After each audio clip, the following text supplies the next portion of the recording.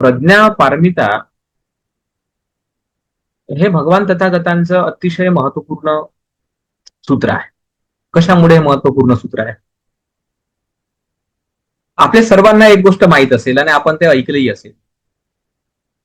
ही गोष्ट आपण ऐकली असेल, माहितही असेल की भगवान तथागत सम्यक संबुद्धांनी 33 देवलोकामध्ये त्यांच्या मातेला 3 महिन्यापर्यंत अभिधम्माचा उपदेश केला. अशा प्रकारचं वाक्य आपण ऐकलं असेल. आणि हे वाक्य ऐकल्याच्या नंतर सर्वांच्या मनामध्ये ही शंका उत्पन्न होत राहते, हे 33 लोक कुठे आहेत आणि भगवान बुद्धाची माता त्या 33 लोकांमध्ये कशी आहे? 3 महिने मग भगवान बुद्धाने अभिधम्म कसा काय त्यांना सांगितला? तर अशा प्रकारची जी शंका आहे ते निर्माण होते लोकांमध्ये. ती शंका निर्माण झालीही पाहिजे, आवश्यक आहे ती शंका निर्माण होणं. कारण ज्या अर्थी आपण असं म्हणतो की बुद्धधम्म हा वैज्ञानिक तथ्यांवर आधारित आहे, तर त्या अर्थी शंका निर्माण होणं आणि त्याची उत्तरं देणं आवश्यक राहते. तर आता महत्वाचा मुद्दा असा आहे की त्याची जी टर्मिनॉलॉजी आहे, त्याची जी भाषा शैली आहे, ती भाषा शैली आपण समजून घ्यावी. ते भाषा काय आहे? तिथे शब्द आहे की बुद्धाची माता, असा शब्द आहे. तिथे का सिद्धार्थ गौतमाची माता आहे का शब्द? हेच तर आपल्याला लॉजिक समजत नाही. शब्द कोणते वापरलेले जातात रिपीटकात किंवा सूत्रांमध्ये, शब्द कोणते वापरलेले आहेत? बुद्ध माता, बुद्धाची माता, बुद्धाची mother, mother of Buddha, mother of Buddha. Mother of Siddharth Gautam Buddha अलग आहे. मदर ऑफ सिद्धार्थ गौतम, सिद्धार्थ गौतम यांचे पिता राजा शुद्धोधन आहेत. सिद्धार्थ गौतम यांची माता महामाया देवी आहे. हे आपण लक्षात घेतलं पाहिजे. आणि ही बाब जर आपल्याला समजून घ्यायची असेल तर एक गोष्ट लक्षात घेतली पाहिजे की जेव्हा 7 वर्षानंतर भगवान बुद्ध कपिलवस्तूमध्ये गेले आणि कपिलवस्तूमध्ये गेल्याच्या नंतर दुसऱ्या दिवशी भिक्षाटन करत होते. आणि भिक्षाटन करत असताना विषय असा झाला की कोणीतरी राजा महाराजाला जाऊन सांगितलं की सिद्धार्थ गौतम जे आहेत आपले पुत्र सुपुत्र, तर ते भिक्षाटन करत आहेत, ते भिक्षा मागत आहेत.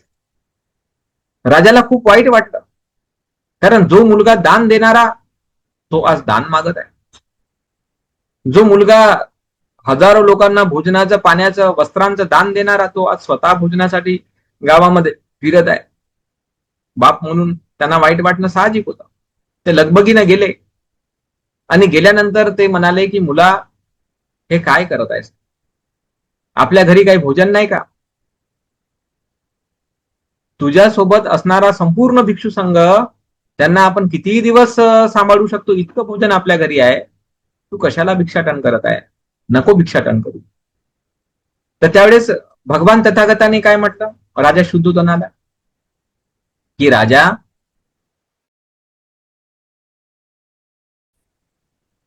आणि मी जे काही करत आहे ते माझ्या वंशाला शोभण्यासारखं आहे. बघा, लक्षात घ्या शब्द. धम्मं चरे सुचरितं नतं दुचरितं चरे, अशी गाथा त्यांनी म्हटली. धम्मं चरे सुचरितं, की सुचरित धम्म जो आहे तो आपण आचरण केला पाहिजे. राजाच्या दृष्टिकोनातून तुझा तो राजवंश आहे, राजवंशाच्या दृष्टीने तुझं बोलणं बरोबर आहे. मी राजपुत्र होतो, मी अनेकांना दान देत होतो, बरोबर आहे. राजाचं ते कर्तव्य आहे, दान देणं, गरिबांचं कल्याण करणं कर्तव्य आहे राजाचं, राजवंश आहे तो. परंतु मी जे भिक्षाटन करत आहे हा माझा बुद्धवंश आहे. मी माझ्या बुद्धाच्या परंपरेनुसार भिक्षाटन करत आहे, आणि तू जे मला सांगत आहे राजाच्या परंपरेनुसार सांगत आहे. दोघांची अलग अलग परंपरा आहे. ही किती सुंदर आणि किती महत्वाची गोष्ट त्या ठिकाणी स्पष्ट केली गेलेली आहे. आणि मग त्यावेळेस राजा शुद्धोधनाला ती बाब समजली की माझा जो मुलगा आहे तो बुद्ध आहे, तो बुद्धाच्या वंशामध्ये आहे, बुद्धाच्या परंपरेमध्ये आहे. म्हणून ग्रंथ आहे बुद्धवंश, ग्रंथ आहे बुद्धवंश. तिथे बोधिसत्व हा शब्द आहे, बुद्ध हा शब्द आहे. बोधिसत्व कुठल्या व्यक्तीचं नाव नाही, बुद्ध कुठल्या व्यक्तीचं नाव नाही, ते चेतनेचं नाव आहे. ती एक प्रकारची चेतना आहे, जी सत्याचं उद्घाटन करणारी चेतना आणि अनेक गुण, सत्यांच्या गुणांनी युक्त असणारी चेतना, किती स्पष्ट सांगितलेलं आहे. तर म्हणून जेव्हा आपण हे पाहतो की बुद्ध माता बुद्ध माता म्हटल्यानंतर मग कोण? ती का महामाया देवी आहे? तिथं 7 दिवसांची असतानाच बोधिसत्व सिद्धार्थ गौतम 7 दिवसाची असताना ती देह सोडला तिने. मग ती कुठे 33 लोकांमध्ये भेटणार आहे आणि कशी भेटणार आहे? त्याच्यामुळे तो काही विषय तसा नाही आहे. पण तसं लोकांना वाटतं, कारण ते पुस्तकात तसं येते ना, विचार तर करावा लागेल आपल्याला काय नेमकं काय आहे. तर बुद्धाची माता मग कोण आहे? Mother of all Buddha's is Pragya Paramita. म्हणजे हे प्रज्ञा पारमिता जी आहे, प्रज्ञा पारमिता ज्याला आपण म्हणतो, ती मदर ऑफ ऑल बुद्धाज, की सर्व बुद्धांची ती माता आहे. म्हणजे याचा अर्थ होता का जोपर्यंत प्रज्ञा पारमिता पूर्ण होत नाही, कंप्लीट होत नाही, तोपर्यंत बुद्धत्वाची उत्पत्तीच होत नाही, असा त्याचा अर्थ आहे. म्हणजे प्रज्ञा परिपक्व झाल्याशिवाय, प्रज्ञा परिपूर्ण झाल्याशिवाय बुद्धत्व उत्पन्न होत नाही. ज्याप्रमाणे एखादी गर्भवती माता असेल, तिचं जे बाळ आहे गर्भामध्ये आहे, क्रमाक्रमाने जोपर्यंत ते कंप्लीट होत नाही, ते बाळ 9 महिने 9 दिवसापर्यंत काय असेल, तोपर्यंत ते गर्भातून तर बाहेरच येत नाही. तशाच सारखं भगवान बुद्धाने सुद्धा थेरवाद परंपरेमध्ये जे सूत्र आहे भयभैरव सूत्र, त्या भयभैरव सूत्रामध्ये एका ब्राह्मणाला उपदेश करताना म्हटलं की हे ब्राह्मणा, ज्याप्रमाणे एखादी कोंबडी असावी आणि त्या कोंबडीचे अनेक अंडे असावे आणि त्या अंड्यामध्ये ती कोंबडी ते उगवत आहे त्या पिल्ल्यांना, आणि त्यामध्ये एक पिल्लू बाहेर येतो, त्वचा मारतो, बाहेर येतो, आणि बाहेर आल्यानंतर तो काय झाला, तो ज्येष्ठ झाला, तो श्रेष्ठ झाला, आणि तो पिल्लू मग बाकीच्या अंड्यांना पण चोचबीज मारून त्यांना सुद्धा बाहेर काढतो. तर हे अज्ञानाचं जे अंड आहे, अविद्येचं जे अंड आहे, ते फोडून बाहेर येणारा मी पहिला व्यक्ती आहे, असं भगवान बुद्धाने. अज्ञानाच्या त्या अंड्यातून ते बाहेर आले. म्हणजे याचा अर्थ काय, बुद्धत्वाची उत्पत्ती होणे म्हणजे काय, सुखो बुद्धानं उपादो, का बुद्धाचं उत्पन्न होणं सुखदायक आहे म्हटलं जातं. तर बुद्धाचं उत्पन्न होणं म्हणजे कसं, बुद्ध कसे उत्पन्न होतात, बुद्ध कुठून उत्पन्न होतात, ते प्रज्ञा पारमितेमधून उत्पन्न होतात. प्रज्ञा पारमिता, प्रज्ञा पारमिता, तिथून ते उत्पन्न होतात. जोपर्यंत त्यांची ही पारमिता कंप्लीट होत नाही, पूर्ण होत नाही, ती संपादन करत नाहीत ती संपूर्ण प्रज्ञा, तोपर्यंत बुद्धत्व उत्पन्नच होत नाही. आणि म्हणून म्हटले सत्य आणि ती बोधत्वादी बुद्ध, सत्याचा बोध करतात म्हणून तर ते बुद्ध बनतात. तर हे जे सत्य आहे ना, सत्य म्हणजे प्रज्ञा, ती प्रज्ञेची पारमिता आहे, परिपूर्णता आहे. पारमिता याचा अर्थ परिपूर्णता, अज्ञानाच्या पलीकडे जाणं, त्याला पारमिता म्हणतात. प्रज्ञा पारमिता म्हणजे काय, ते तुम्ही एकदा अज्ञान नष्ट करता, अज्ञानाच्या अंड्यातून तुम्ही जेव्हा बाहेर पडता, अज्ञान तुम्ही खतम करून टाकता, तेव्हा तुम्ही प्रज्ञावान बनता. म्हणजे अज्ञानाच्या पार गेले म्हणजे पारमिता, तिथूनच तुमची नव्याने उत्पत्ती झाली, नवीन. म्हणून भगवान काय म्हणतात, अहंग जेठ्ठंग अहंग श्रेष्ठंग लोकस्मिन, का या लोकांमध्ये मी ज्येष्ठ आहे, या लोकांमध्ये मी श्रेष्ठ आहे. का म्हटलं असं? आपण म्हणतो का बुद्ध जन्माला आले तेव्हा त्यांनी 7 पावलं चालले, बुद्ध जन्माला आले तेव्हा त्यांनी मी ज्येष्ठ आहे, मी श्रेष्ठ आहे असं म्हटलं. अरे बुद्ध जन्माला आले तेव्हाची गोष्ट आहे ती गोष्ट काय सिद्धार्थ गौतम जन्माला आले तेव्हाची गोष्ट थोडीच आहे. ते बुद्ध जन्माला आले तेव्हाची गोष्ट आहे. तेव्हा ते म्हणले मी ज्येष्ठ आहे, मी श्रेष्ठ आहे, मी 7 पाऊल चाललो. 7 पाऊल चालले म्हणजे 7 भोजंग, 7 बोधीचे अंग, 7 बोधिंगीचे अंग चालले ते, म्हणजे तेव्हा त्यांनी प्रॅक्टिस केली. सती सहभोजंग, धम्म विचयन सहभोजंग, वीर्य संभोजंग, प्रीती संभोजंग, प्रक्षब्दी संभोजंग, समाधी संभोजंग, उपेक्षा संभोजंग, या 7ही बोधंगांची त्यांनी प्रॅक्टिस करून ते बुद्धत्वाचं उत्तम ज्ञान संपादन केलं. धर्म विचयनामधून ते संपादन केलं. तर ही जी काही प्रीती ज्याला आपण म्हणतो, जे धर्म विचयांमुळे प्राप्त झालेली प्रीती जी आहे, तर ते प्रीती म्हणजे तावंतीस. तावंतीस या शब्दाचा अर्थ काय होतो? तावंतीस. तावंतीस म्हणजे काय? तावंतीस म्हणजे ज्या ठिकाणी तुसित आहे, तावंतीस आहे, हे शब्द काय सांगतात आपल्याला, की ते आनंदाची एक अवस्था आहे, ज्याला आपण काय म्हणतो, विवेकज प्रीती सुख उपसंपज्ज विहरती, विवेकज. तर हे जे विवेकज प्रीती सुख जे आहे, विवेक बोधाने उत्पन्न प्रीती सुख, तर ते तावंतीस आहे. विवेक म्हणजे तावंतीस आहे. त्या ठिकाणी जे प्रीती उत्पन्न होते, प्रीती सुख उत्पन्न होते, ते तुसित. तुसित म्हणजे आनंदित होणं, प्रसन्न होणं, खुश होणं. म्हणजे हे या शब्दांचे नावं आहेत, त्या मेंटॅलिटीचे नावं आहेत. आणि तिथे त्यांनी तो धम्म शिकवला म्हणजे काय केलं, ते धर्म विचयन केलं, म्हणजे विवेक वितर्क विचार केला.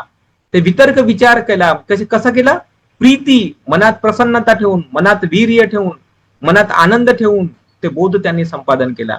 या सगळ्या प्रक्रियेला 3 महिन्याचा कालावधी लागला. 3 महिने, प्रदीर्घ काळ. आणि जेव्हा मग तो 3 महिन्यामध्ये अनेक प्रकारचं अभिधम्माचं श्रेष्ठ आणि अद्भुत ज्ञान त्यांना संपादन झालं. त्याच्यामध्ये धम्मसंगिनी असेल. आता ठीक आहे, थेरवाद परंपरेनुसार त्या ग्रंथांची नावं आपल्याला दिसतात, धम्मसंगिनी, धातुकथा, पुगल पंयती वगैरे, नाही का, अशा गोष्टी आपल्याला दिसतात. पण इट्स ओके. अभिधम्माचं ज्ञान, श्रेष्ठ धम्माचं ज्ञान संपादन झालं, म्हणजे प्रज्ञा संपादन झाली. आणि प्रज्ञा संपादन झाल्यामध्ये बुद्ध बनले. आणि म्हणून असं म्हटलं जातं का त्यांनी मग पहिल्यांदा तो धम्म कोणाला शिकवला? सारिपुत्ताला शिकवला. कशामुळे? कारण सारिपुत्ताला का शिकवला म्हटलं जातं? कारण भगवान बुद्धाने म्हटलं की सारिपुत्त भिक्खवे, का भिक्षूंनो, हे जे सारिपुत्त आहे तेच असे आहे जे धम्मचक्र प्रवर्तित करू शकतात. जे ज्ञान मी संपादन केलं, ती प्रज्ञा संपादन केली, तर तीच प्रज्ञा सारिपुत्ताकडे आहे आणि सारिपुत्त धम्माचं प्रवर्तन करू शकतात. तर म्हणून हे लक्षात ठेवलं पाहिजे आपण की प्रज्ञा पारमिता सूत्राचा जेव्हा आपण अभ्यास करतो, तर हे सूत्र जे आहे ते actually mother of all Buddhas, की सर्व बुद्धांची ही माता आहे. म्हणजे सर्व बुद्धांना उत्पन्न करणारी ही नॉलेज आहे. सर्व बुद्धांचं नॉलेज जे आहे ते प्रज्ञा पारमितेचं नॉलेज आहे. म्हणजे प्रज्ञा पारमितेचं ज्ञान, प्रज्ञा जोपर्यंत परिपूर्ण होत नाही, अज्ञानाचं अंड फोडत नाही कोणी, अज्ञानाचं अंड फोडून ज्ञानी जोपर्यंत बनत नाही, तोपर्यंत तो बुद्ध बनत नाही. आणि म्हणून प्रज्ञा पारमिता सूत्र हे जे नॉलेज आहे, हे जे ज्ञान आहे, हे बुद्धत्वाचं ज्ञान आहे, बुद्ध ज्ञान आहे. आणि बुद्ध ज्ञान असल्यामुळे हे थोडं कॉम्प्लिकेटेड आहे, मोठं अलग पद्धतीचं नॉलेज आहे. हे शिकवणंही कठीण आहे आणि शिकणंही कठीण आहे, कारण ते बुद्धत्वाचं ज्ञान आहे.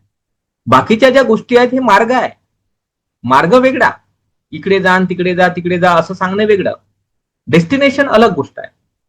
हे बुद्ध होणं म्हणजे काय? डेस्टिनेशन आहे, ती प्रज्ञा आहे, डेस्टिनेशन ते प्राप्त करणं आहे, त्या अंडरस्टँडिंगला, त्या समजला, त्या आकलनाला प्राप्त करणं आहे. आणि ते आकलन ज्या क्षणामध्ये आपल्यामध्ये उत्पन्न होते, तो बुद्धत्वाचा जो क्षण आहे, तर ते आहे प्रज्ञापारमिता. आणि म्हणतात ते प्रज्ञा उत्पन्न झाली की तुम्ही बुद्ध बनले, की बुद्ध बनले म्हणजे याचा अर्थ तुम्ही काय झालं, जे आपण म्हटलं जातं की नाही 3 महिने शिकवलं किंवा शिकले वगैरे, तर तो जो प्रकार आहे तो या गोष्टीशी संबंधित आहे. म्हणून आपण लँग्वेज जी आहे, ती भाषा आहे बुद्धत्वाची किंवा बुद्धाच्या त्रिपिटकातली, ती आपण बरोबर समजून घेतली पाहिजे. बरीचशी त्या भाषा आहे, जुन्या काळातली भाषा आहे. त्रिपिटकात असे अनेक सूत्र भेटतात, त्या सूत्रांमध्ये ही शैली त्या काळामध्ये तशी होती, पद्धतच तशी होती सांगण्याची. तेव्हाचा काळ त्या पद्धतीचाच होता. कुठलीही गोष्ट, जसं आता तुम्ही कसी भारद्वाज सूत्र पाहिलं, तर कसी भारद्वाज सूत्रामध्ये काय आहे, भगवान बुद्ध काय सांगत आहेत, ते कृषी म्हणजे शेती, त्याचा नांगर, त्या ठिकाणचा बैल, त्या ठिकाणची जमीन, त्या ठिकाणची पाणी, त्या ठिकाणचं पीक, या प्रत्येक गोष्टीला समरूप असं धम्म त्या ठिकाणी सांगितलं जात आहे. तुम्ही धनीय गोप सूत्र बघा, तर धनीय गोप हा आपल्या गायींचं, आपल्या झोपडीचं, आपल्या पत्नीचं, आपल्या मुलाबाळांचं चिंतन करतो. त्याच शैलीने, त्याच पद्धतीने भगवान बुद्ध धम्माच्या संदर्भात उपदेश करतात. म्हणजे ती एक पद्धती, परंपरा जुन्या काळातल्या तशाच होत्या की कुठलाही धम्म शिकवण्यासाठी ते उपमांचा उपयोग करायचे. आणि म्हणून या उपमा आपल्याला बुद्ध धम्मामध्ये दिसतात, की बाबा रे मी म्हणजे जे बुद्धाची माता आहे 33 लोकांमध्ये, तिथे म्हणजे तिथे गेले 3 महिने, त्यांना शिकवलं. नंतर मग ते सारिपुत्ताला शिकवलं. किंवा मग बुद्ध जन्माला आले, जन्मले म्हणजे उत्पन्न झाले, तेव्हा त्यांनी म्हटलं की मी ज्येष्ठ आहे, मी श्रेष्ठ आहे, 7 पावलं चालले जन्मल्यानंतर वगैरे. तर हे जे आपण वाचतो तर आपल्याला काय वाटतंय, असं कसं काय होईल? अरे असं कसं काय होईल का? ते सिद्धार्थ गौतमाबद्दल बोललेले आहेत का ते, त्या निकृष्ट शरीराबद्दल? हे तर शरीर मरणधर्मी आहे, खतम होणार आहे, बिमार पडणार आहे. आज तर ते शरीर दिसूनही नाही राहिलं आपल्याला. जरी 32 महापुरुष लक्षण होते म्हणतात, तर ते दिसतही नाही ते शरीर आपल्याला. त्याच्याबद्दल बोललं गेलेलं आहे का ते? ते बुद्धाबद्दल बोललेलं आहे. बुद्ध उत्पादो सुखो बुद्धानं उत्पादो, बुद्धाचं उत्पन्न होणं सुखदायक आहे. बुद्धाच्या उत्पत्तीबद्दलचं ते वाक्य आहे. बुद्धानं एतं बुद्धानं शासनं, का हे बुद्धांचं शासन आहे, उपदेश आहे असं म्हटलं गेलेलं आहे. बुद्धं शरणं गच्छामी, मी बुद्धाला शरण जातो असं म्हटलं गेलेलं आहे. सत्ता देव मनुष्यानं, का बुद्ध आहे ते देव आणि मनुष्याचे म्हणजे राजा आणि प्रजेचे शास्त्र आहेत असं म्हटलं गेलेलं आहे.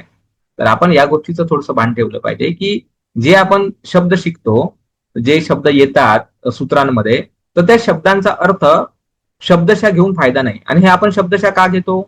कारण आपण पुद्गलवादी आहो ना. पुद्गलवादी आहो म्हणजे या शरीराला म्हणजे या रूपाला मी म्हणतो, वेदनेला मी म्हणतो, संज्ञेला मी म्हणतो, संस्काराला मी म्हणतो, विज्ञानाला मी म्हणतो, या पंचस्कंदाला मी माझं माझं म्हणण्यातच आपलं आयुष्य गुजरून गेलेलं आहे. त्याच्यामुळे कोणतंही वाक्य मग आलं सूत्रामध्ये की लगेच आपली आपली जी कोलांडी उडी आहे ते आपल्या शरीरामध्ये चालली जाते.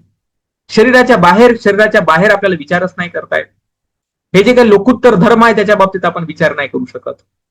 लोकोत्तर, लोक म्हणजे शरीर, उत्तर म्हणजे श्रेष्ठ, या शरीरापेक्षा उत्तम, या शरीराच्या घडामोडींपेक्षा उत्तम जे काही धर्म आहेत तर त्या धर्माचं आपण चिंतन नाही करू शकत, मनन नाही करू शकत, त्यावर विचार नाही करू शकत. आणि त्याच्यामुळे मग असे कोणते वक्तव्य दिसले की आपण काय म्हणतो, हट मला हे नाही पटत, हे अंधश्रद्धा आहे, हे कोणतरी घुसळलं, कसं झालं तसं झालं म्हणतो. अरे बाबांनो, ते थोडे शब्द तर बरोबर पहा, शब्द कोणाबद्दल बोललेले आहेत, ते बुद्धाबद्दल बोललेले आहेत. आणि बुद्ध हे कुठल्या व्यक्तीचं नाव नाही, बुद्ध हे काही कोणत्या शरीराचं नाव नाही, बुद्ध हे काही कोणत्या मूर्तीचं नाव नाही, हे बुद्ध हे कोणत्या का दगडाचं नाव नाही, बुद्ध हे कोणत्या झाडाचं नाव नाही, बुद्ध हे कोणत्या मातीचं नाव नाही.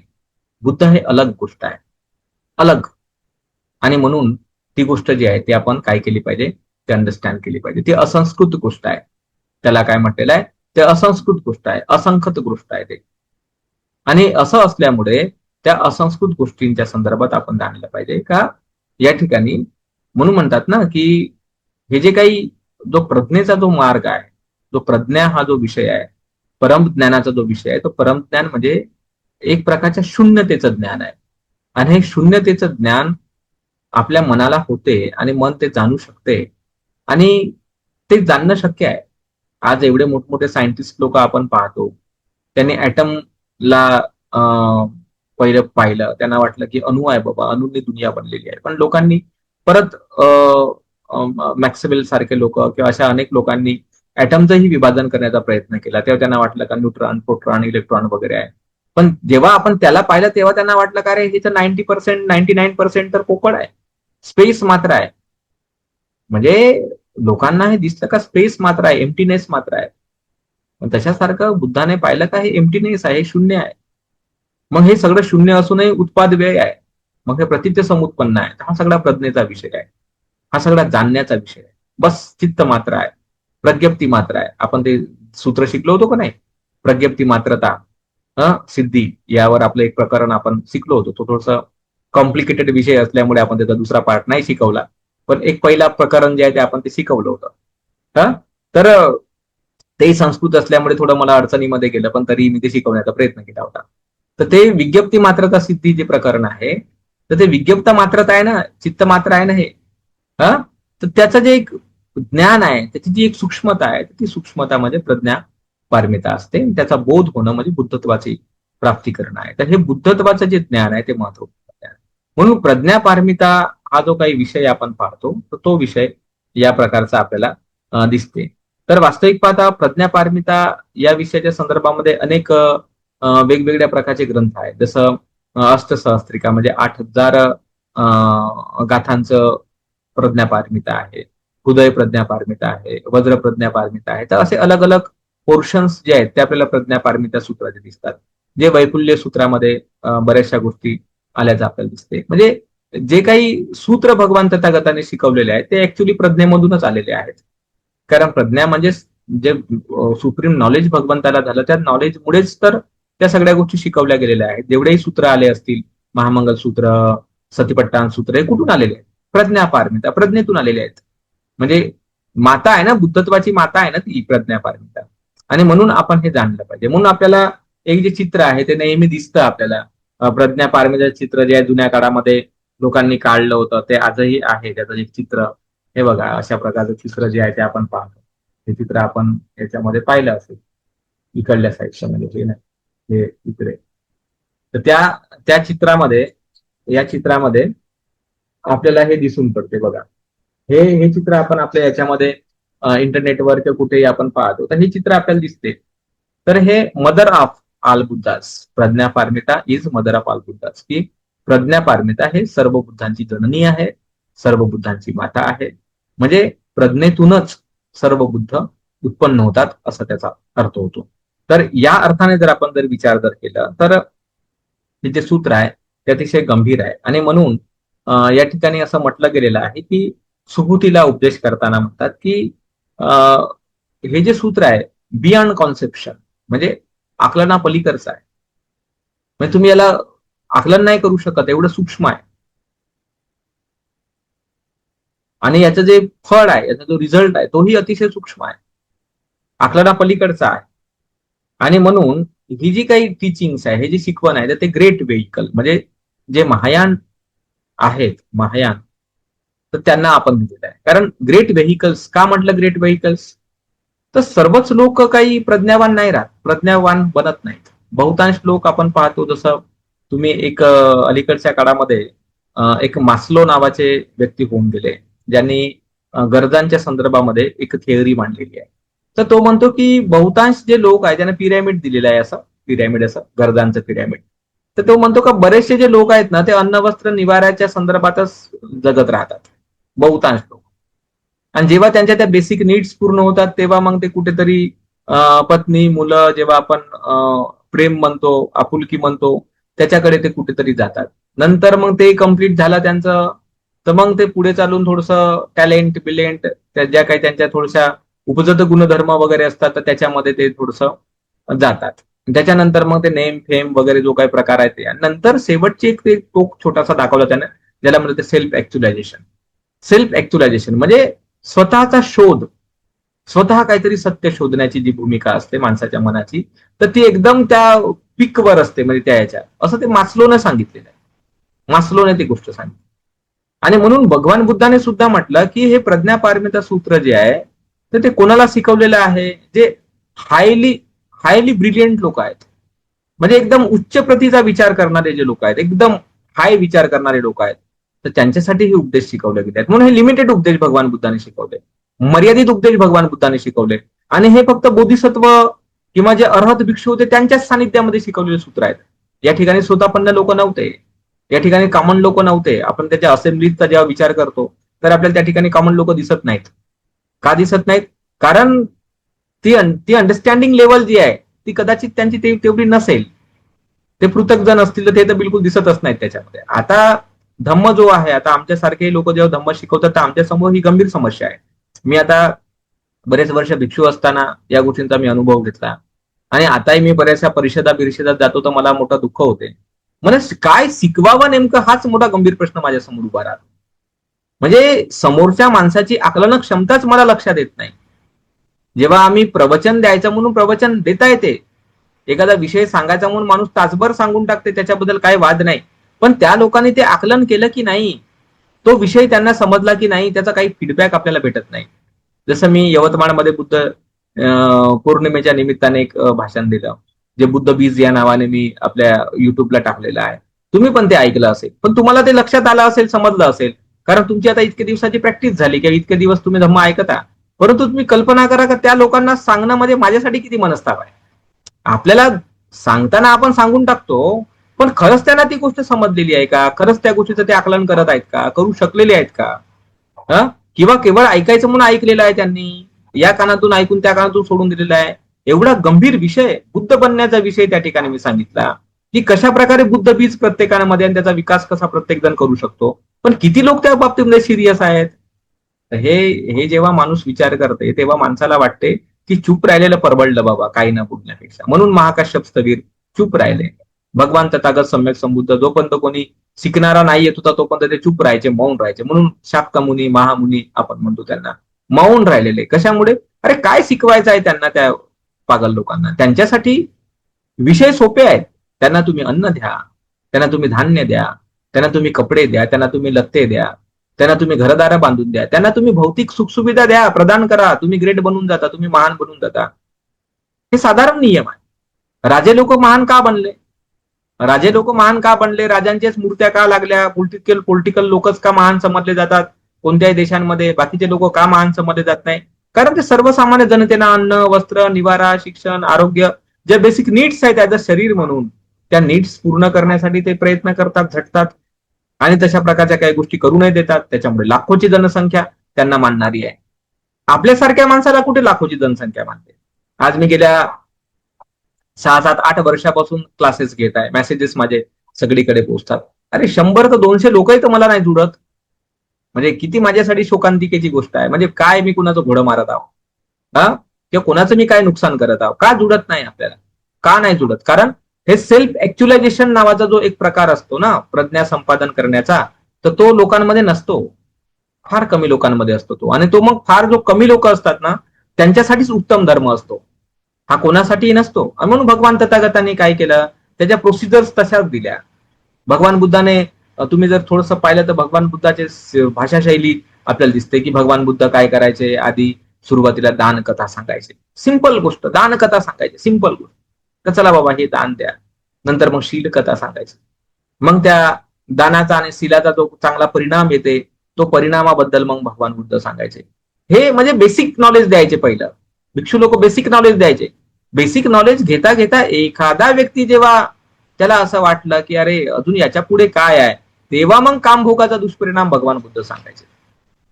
ते ऐकल्यावर अजून एखाद्याला वाटलं का अरे अजून पुढे काय आहे बाबा, तेव्हा मग भगवान बुद्ध चार आर्य सत्याचा जो उपदेश आहे तो सांगायचे. नंतर मग निब्बाण वगैरे या गोष्टी सांगायचे. म्हणजे आपण हे लक्षात घेतलं पाहिजे की तो देसनेचा क्रम जो आहे तो असा सिंपल पासून तर उच्च पातळीपर्यंत गेलेला क्रम आपल्याला. आणि त्याच्यामुळे हे जे सूत्र आहे, प्रज्ञापारमिता सूत्र असेल किंवा लंका अवतार सूत्र असेल किंवा असे जे सूत्र आहे, तर हे थोडेसे त्याची जी एक अंडरस्टँडिंग लेवल जी आहे ते खूप गंभीर असेल तरच ते सूत्र वाचल्यावर समजतात किंवा शिकवल्यावर समजतात. जसं विमल कीर्तींचे सूत्र आहे, किती गंभीर उपदेश आहे त्या सूत्रामध्ये, तशाच प्रकारे. म्हणून इथे काय म्हटलेलं आहे याच्यामध्ये की हे जे सिक्वन दिले गेलेले आहे, तर हे कोणासाठी दिलेले आहे, ग्रेट व्हेकल्स. ग्रेट व्हेकल म्हणजे महायान, म्हणजे बोधिसत्व जे आहेत, जे बोधीचे सत्व आहेत, बोधी संपादन करण्यासाठी स्वतःला त्यांनी हे केलेलं आहे, म्हणजे काय म्हणतो आपण त्याला, योजलेलं आहे किंवा त्यांनी संकल्प केलेला आहे की नाही बाबा मला हे बुद्धत्व प्राप्तच करायचं आहे. तर ते समर्पित आहेत ते लोक धम्म शिकण्यासाठी किंवा धम्माच्या प्रती. तर त्या लोकांसाठीच भगवान तथागताने हे उपदेश दिलेले आहेत. पण जे लोक बुद्धाप्रती समर्पित नाही आहेत तर त्यांच्यासाठी भगवंताने साधारण गोष्टी दिल्या. जसं तुम्हाला मी सांगतो की जातक कथेमध्ये, जातक कथा जी ग्रंथ आहे जातक कथा, त्याच्यात पहिलंच जातक आहे अपन्नक जातक.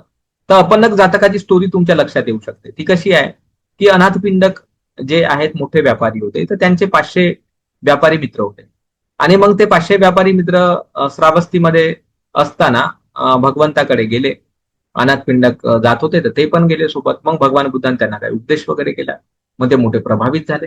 नंतर मग 3 महिन्याचा कालावधी संपल्यावर भगवान अन्य ठिकाणी चारिका करायला निघून गेले.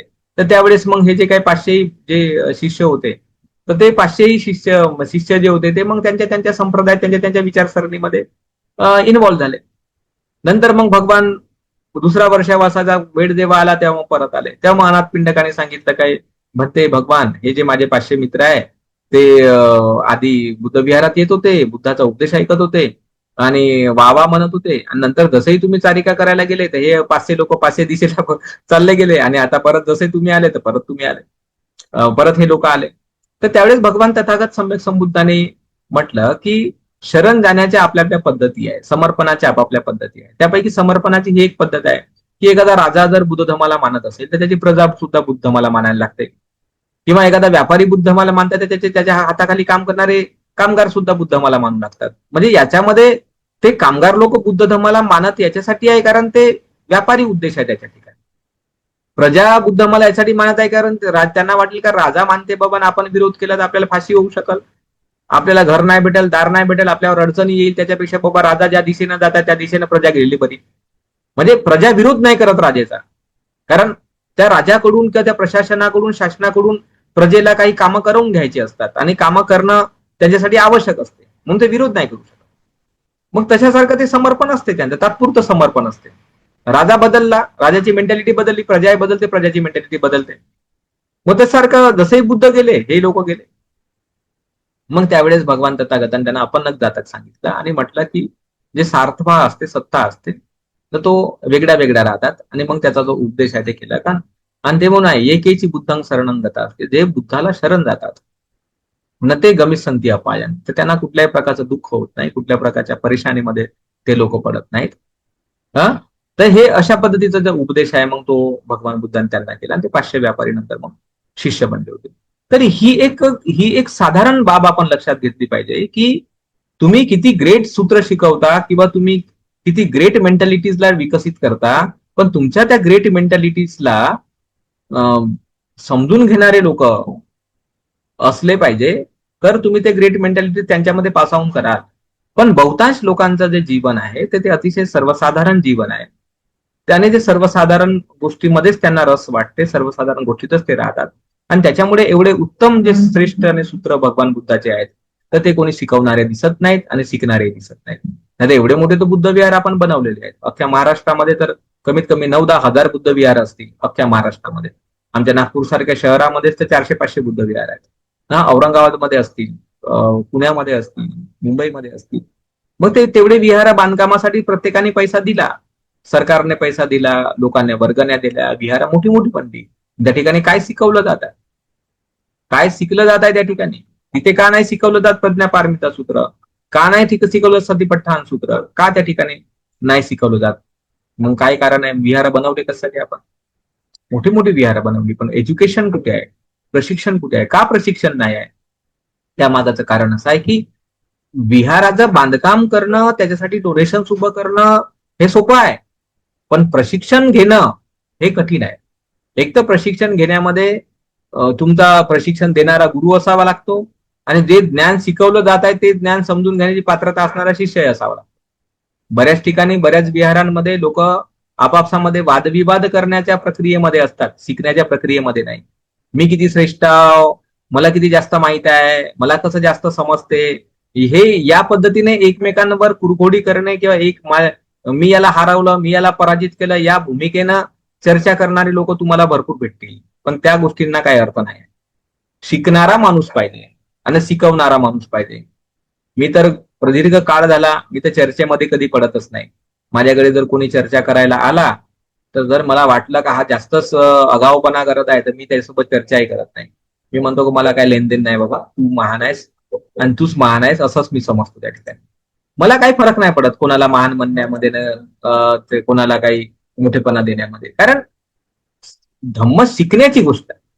जर तुम्ही शिकण्याच्या प्रेरणेने काही विचारत असाल, तर मी तुम्हाला तासन तास शिकवू शकतो, सांगू शकतो. पण काहीतरी कुरघोडी करायची आहे बाबा, का मला कसं जास्त ज्ञान आहे म्हणून काहीतरी आड्यातड्या काहीतरी विचारायचं असेल, तर मी तर त्याला काहीच नाही सांगत. कशामुळे नाही सांगत? कारण फायदा काय? वैचारिक मतभेद किंवा वैचारिक तुमची संतुष्टी हे होणं शक्य नाही आहे, हे होत नाही. आणि त्याच्यामुळे त्या गोष्टीमध्ये सुज्ञ आणि शहाण्या माणसाने कधी पडू नये.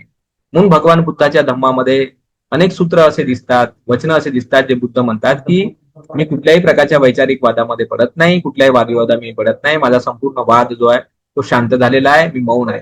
हे मौन राहणं महत्वाचं आहे. तर त्या मौनातून जे ज्ञान आलं बुद्धत्वाचं, ते श्रेष्ठ आहे, उत्तम आहे, आणि ते त्या लोकांसाठी आहे जे लोक त्या ज्ञानाचं आकलन करण्यासाठी तयार आहेत, रेडी आहेत. म्हणून हा जो सूत्र आहे तो त्या लोकांना शिकवलेला आहे, आणि म्हणून म्हटलेलं आहे की त्याचे जे बेनिफिट्स आहेत, त्याचे जे फायदे आहेत, तर ते सुद्धा त्या उत्तम प्रकारे सांगितले गेलेले आहेत. आणि म्हणून म्हटलेलं आहे की जो कोणी याला रिसीव्ह करतो, प्राप्त करतो, जो कोणी याला संपादन करतो, त्याचा अभ्यास करतो, त्याचा चॅन्टिंग करतो आणि त्याचा प्रचार आणि प्रसार करतो, तर त्याला सुद्धा जे काही परफेक्शन आहे, म्हणजे पूर्णत्व आहे, बुद्धत्वाचं जसं पूर्णत्व आहे तसं पूर्णत्व त्याला सुद्धा संपादन होते. तर अशा पद्धतीने भगवान तथागतांनी हे प्रज्ञापारमिता सूत्राच्या संबंधाने काय केलेलं आहे, अतिशय सुंदर असं वक्तव्य जे आहे ते वापरलेलं आहे, जे वक्तव्य आपल्याला पुढे दिसणारच आहे. तर